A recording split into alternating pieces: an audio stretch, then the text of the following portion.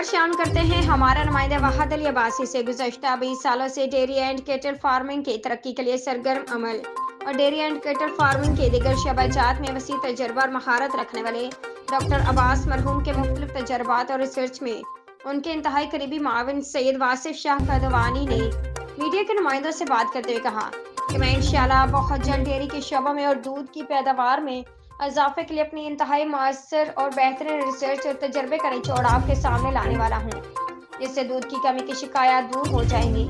ये एक इंतहाई सस्ती और बेहतरीन फार्मूला है जिससे मैंने टेस्टिंग के दौरान खुद आजमाया और अल्हम्दुलिल्लाह मेरा ये तजर्बा इंतहाई कामयाब रहा और इसे बहुत जल्द फार्मर्स के दस्तरस में पेश करूँगा।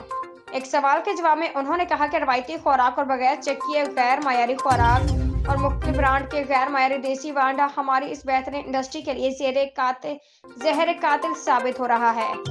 फार्मर अक्लमंदी का मुजाहरा करें और मुनासिब और बेहतरीन खुराक लैब चेकिंग के बाद इस्तेमाल करें। आपको पता ही नहीं कि आप जानवर को क्या खिला रहे हैं। जानवर बेज़बान है, वो बोल नहीं सकते। ये आपका काम है कि आप इसकी मतवाज़िन और बेहतरीन खुराक इसे खिलाएं। मैं दावे से कहता हूँ कि अच्छी खुराक कम भी हो तो वह फिर भी ज़्यादा असर दिखाती है। माल बीमार नहीं होता, दवाओं का खर्चा फार्मर को बचता है।